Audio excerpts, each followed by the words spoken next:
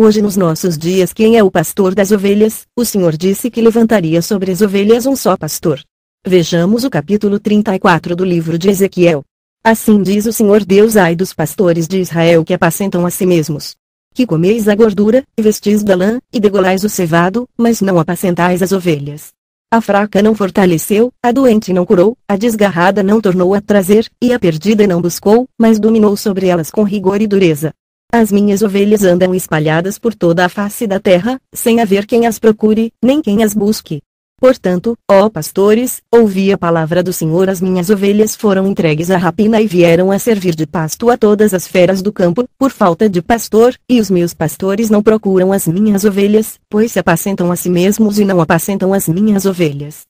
Assim diz o Senhor Jeová: eis que eu estou contra os pastores, exigirei as minhas ovelhas da sua mão, e livrarei as minhas ovelhas da sua boca, eles não servirão mais de pasto.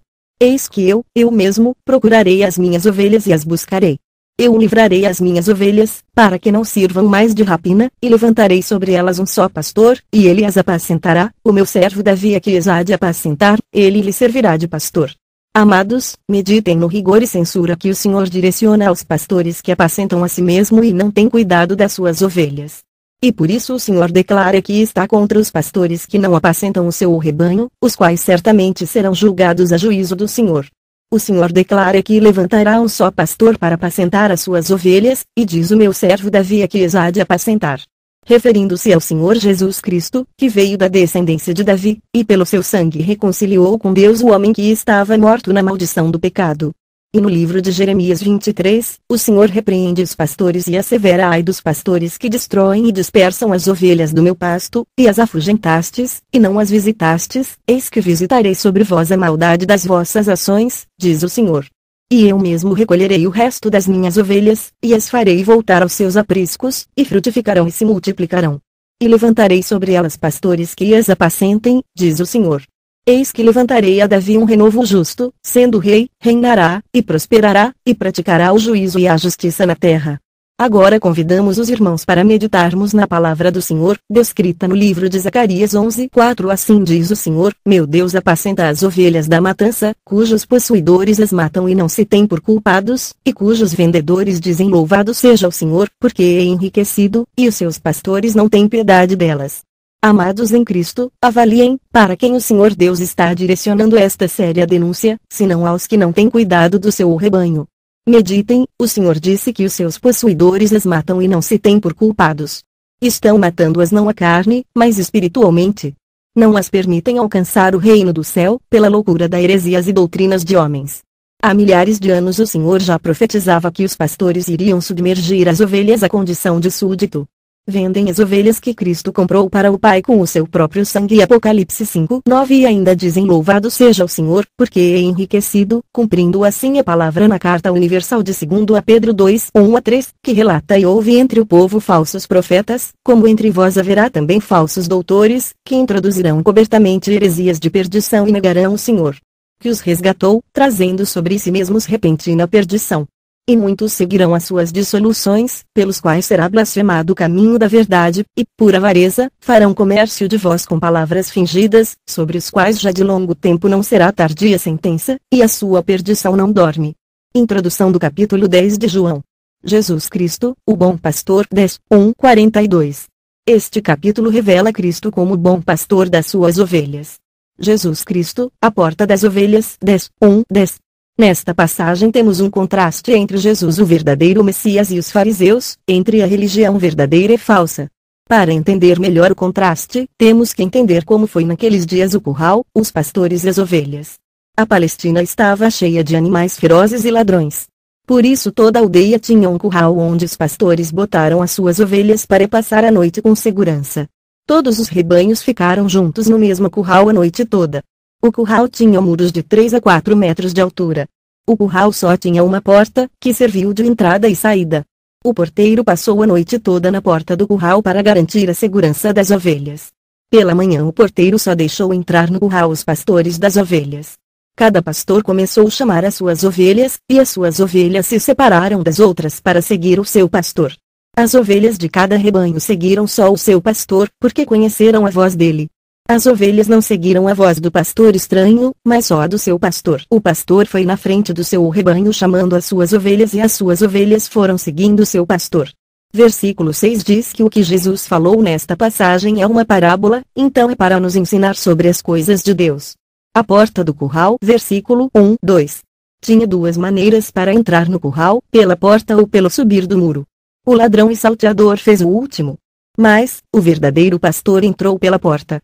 O curral simboliza a religião judaica que tinha muitos pastores. Os fariseus eram os pastores dos judeus, mas eram pastores falsos, enganadores e mercenários. Estes são os pastores que entraram no curral pelo subir do muro, eram ladrões e salteadores. Aquele que entrou pela porta é Jesus Cristo, o verdadeiro pastor. Jesus entrou certamente pela porta, segundo as escrituras no curral judaísmo para chamar as suas ovelhas eleitos para segui-lo.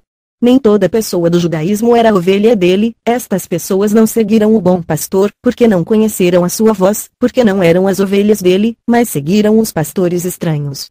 O bom pastor concebido acesso às suas ovelhas pelo porteiro, versículo 3. O porteiro tem que ser o Espírito Santo que abre a porta para dar ao bom pastor acesso para as suas ovelhas.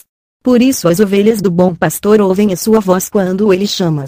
O bom pastor chama suas ovelhas e elas vão saindo com ele do curral para segui-lo. O bom pastor guia as suas ovelhas, versículo 3, 5. O bom pastor guia as suas ovelhas para fora e vai na frente delas, e as ovelhas vão seguindo porque conhecem a sua voz. Observa que o bom pastor chama suas ovelhas pelo nome, porque ele conhece as suas, e também elas conhecem a sua voz quando chamas. Nota também que as ovelhas dele não seguirão a voz do estranho, mas fugirão dele, porque não conhecem a voz do estranho. A parábola não entendida por eles, versículo 6. Mostra a verdade mesma explicada aqui. Nota versículo 26. Depravação total. O bom pastor e os falsos pastores comparados, versículo 7, 10. Aqui Jesus disse que ele é a porta das ovelhas, não do curral. Aqui revela que ele é a porta ao Pai e à salvação. Os pastores falsos nem sabem o caminho da salvação, nem que Jesus Cristo é a porta do céu. Os pastores falsos são egoístas, mentirosos e impostores. Jesus Cristo é a única porta do céu. Jesus Cristo, o bom pastor, 10, 11, 21. Jesus Cristo é muito mais do que só outro pastor qualquer. Vamos ver. O bom pastor dá a sua vida pelas ovelhas, versículo 11. Morreu pelas ovelhas. O caráter e procedimento dos mercenários, versículo 12, 13. Não estão interessados nas suas ovelhas. Instante que o lobo vem para devorar as ovelhas, ele vai correndo. Por quê? Está interessado só no seu cuidado, como disse o profeta Ezequiel no capítulo 34, querendo viver da gordura, e do vestindo da lã. Então o Senhor disse, livrarei as minhas ovelhas da sua boca, eles não servirão mais de pasto. Jesus não é assim. A intimidade e amor entre o bom pastor e as suas ovelhas, e o filho e o pai, versículo 14, 15. A intimidade e o amor entre as ovelhas e o bom pastor é como a intimidade e o amor entre o filho e o pai. Ele é o substituto delas. As outras ovelhas que não são deste aprisco, versículo 16. São os eleitos gentios. Diz que os trarão com certeza. O bom pastor cumpriu a vontade do Pai, versículo 17, 18. Para cumprir a vontade do Pai em eleger um povo para o Filho salvar. Jesus cumpriu voluntariamente, ele se humilhou, morreu, e ressuscitou pela sua própria vontade para salvá-las. A divisão entre os judeus, versículo 19, 21.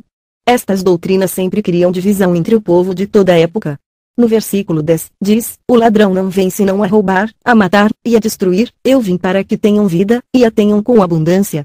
Aqui o ladrão, é aquele que é menor que Jesus, e se diz pastor, é aquele que se diz pastor, sendo menor que Jesus, esse é o ladrão. Esse se torna mercenário. Porque Jesus não veio para fazer comércio, nem pedir dinheiro de ninguém.